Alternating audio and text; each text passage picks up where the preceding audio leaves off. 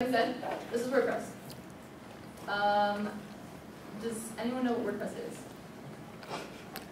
Yeah. To make websites? Yeah. So it's a platform for making websites. It's very much blog oriented. And so you'll notice that in a couple of things here and there within the framework of WordPress. But we obviously don't use it for blogging. So then why do we use it? And that's because it's really easy to use if you want to accomplish something simple. But it's also very, very much customizable. So you can go down into it and do your own code to do much more complicated things. And that's what I just said. And then also, since so many people use it, there's what's called plugins available. So there's all these people that write things either for free or to sell to you that add a ridiculous amount of extra functionality. And then everything is also extremely well documented. And it runs like 23% of websites or something like that. It's also free, which is a big reason why a lot of companies use it. Yeah. And a lot of companies use WordPress. Mm-hmm. And so, now it's your turn again. I want to make sure everybody can get logged in. First we'll show you where it is. So you guys have been going to this var folder and this whole www-Chap Research. And so I want to show you exactly where it is we actually put code within this. So that's what contains all the WordPress stuff. You'll see something like wp-admin, that's WordPress admin, wp-content. And so I want you to go through and see if you can find this rocketer.php file. It's just a Chap Research project we have for generating custom sprockets, which is entirely irrelevant. But the point is that that's where we actually did a lot of code for doing something other than just displaying HTML. And I want you guys to figure out where that is and kind of look at the framework of WordPress a little bit. So, a couple of basic things about WordPress. We're not going to do this yet, we'll get there in a second. To get to it, you guys saw that wp-admin folder go by, right? Yep. This is how you get to it. Remember how you navigated to your website by going to chapresearch/seminar/ whatever else? That's exactly what this is doing.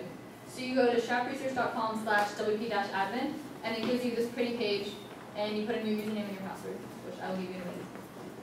So once you're logged in, if you have full administrator privileges like I do, you will see everything here. Your pages are going to be slightly different because we messed with the permissions, so you guys wouldn't accidentally screw anything up. Sorry for the lack of faith. But I'm going to teach you everything based on having full administrator privileges, because once you learn enough, hopefully you get to be an admin, and there's a lot of stuff that you can fiddle with.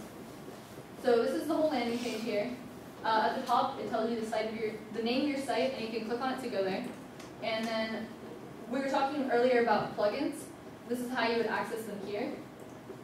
And so with plugins, there's a ridiculous amount of stuff you can do. Just to give you an idea, there's all sorts of things for what's called search engine optimization, if you know what that is. It just means making it show up in Google more often or higher up in the list. You can automatically add forums, automatically do some forms and stuff like that. Well, to teach you how to do that yourself, because a lot of these make you pay or they just suck.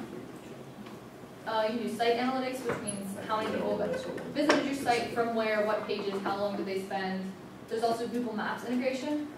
So one reason we did WordPress is because at some point we wanted to be able to automatically map where every single chapter of the world was based on our database data. You can do that with WordPress. And so this is what it looks like. And so you can search through them here, and then there's a button at the top to add new ones, you need passwords and stuff for that, so that's how you do that. A lot of this stuff is also on the internet, just as a quick heads up. Like I was saying about the really well documented, you can find a lot of this stuff, it's just that it'll give you way more information than you actually need. That beeps, but it's out of memory. What's that? I think it's out of memory, it's beeping. Oh, was it? But I think it was me beeping. Oh, okay, I don't know. Another weird thing about WordPress that comes from the fact that it's blog oriented is that a lot of things are really focused on what are called posts. And so that's, you write about what you've been doing that day, whatever else, and it's time-based, and that's what the majority of WordPress is focused on. And so the only thing we use it for in Chap Research is for our newsfeed, and so it shows up in order, and it's been, yay, we got a patent, yay, we finished this, we need to work on updating that. But everything else are pages, And in WordPress, that's for any sort of static content, your About Us page, and for us, literally everything else, that's tutorials of how to use the Chapter, things like that. And then, I don't know why it's calling me. If you go to the Pages tab here, you see all the pages we have. And up here, you click this button to add new pages. I will go through this really quickly because we're not going to get a chance to play with it, but if you want to change more options, the most important one here is date. So if you want to rewrite history, and for a post, for example, I went in and posted that we'd gotten our patent like months and months and months after it happened, and then that's the date it put in this little newsfeed. So you can go back in and change the date right here, so it'll actually order by that and show up properly. Things like that. A lot of these are fairly self-explanatory. You can password protect pages. You can make them private. Here's the fast forwarding part, sorry guys. But there's also a full parent structure, so you can have a main page and then sub pages. And this is a plugin actually that shows you all the sub pages of the page you're currently on. And that's what I use for the documentation of the chapter stuff. Order tells you the order if you do a full page list, and so it'll make it ordered by numbers you assigned as opposed to alphabetically.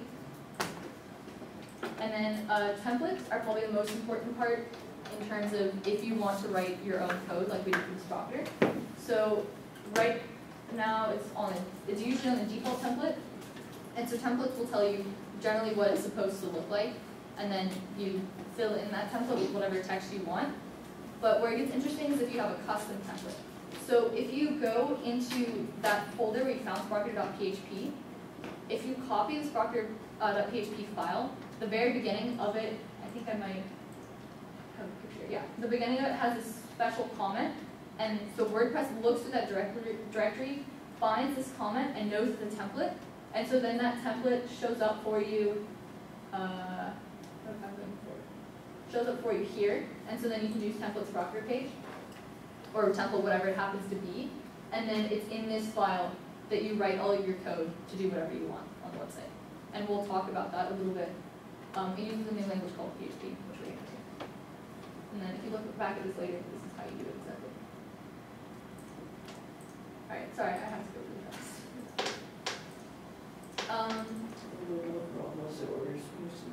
Yeah, we're getting there. So there's statuses, published versus draft. You guys will only be working in drafts today, so it's not actually on the main web page. Once you add a page, it'll look like this. And over here is how you actually publish it. Right now, you have permission to publish, so you click publish. If you don't have the proper permissions, which you won't, it'll have a button that says save draft here. Although you'll still have a button over here to preview the page. And then here's where you change the template. And then gray route. All of this is fairly self-explanatory. When you scroll over it, it'll tell you what it does. The only thing is I found this button when I was making this PowerPoint, and it's amazing. You get a whole other menu of options that I never ever found before. I always did custom HTML. So that's the only one that doesn't make any sense. You can change whether or not there's a sidebar. And then over here is another important thing. There's a visual tab and a text tab. Visual means that you're just typing as you normally type over here, and you can insert images, whatever else you see the images. The text tab is where you actually see the HTML of the website, and so it generates the HTML for you. But the reason I just taught you HTML is because it sucks at generating the HTML for you, especially when it comes to something like tables. And so a lot of times it's easier just to write the table HTML in the text tab and then put a content from visual, for example. So it's really valuable to be able to swap back and forth to get it to look exactly how you want, because visual doesn't give you nearly enough options. And that's what I just said, actually. And so remember how we talked before about external styling of CSS? Well, this is where it actually comes into play. So our WordPress website is huge. There's so many pages, there's so many HTML tags, all thankfully automatically generated for us. And having everything in a separate CSS file allows us to style everything across the entire website. And so here is, if you go to the editor, you can view things without having to go through PuTTY. But this enormous thing is the style sheet for our WordPress website. And if you see the scrolly bar, it's enormous. And so if you go and look at some of it, you'll recognize this as CSS, even if you don't know exactly what some of the things they're doing within this. And so, again, this is important because I got this theme off of WordPress. It was free. Access Press Lite is one we use.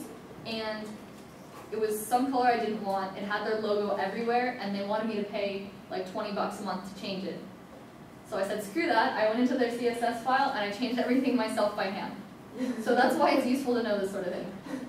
And so I had to go through with Control F, looking up the colors they were using, and changing them with hex codes that I had found. And I left myself a little trail of crumbs to go back and change things. And so I would just change the color, and then search through the entire page to see what changed, and did this whole scavenger hunt thing. I promise we're not doing that in the scavenger hunts, guys. So that's why it's important to know this sort of stuff. Yeah. CSS comments are same as like Java comments? Yeah, so that's this right here. Okay, so now it's your turn.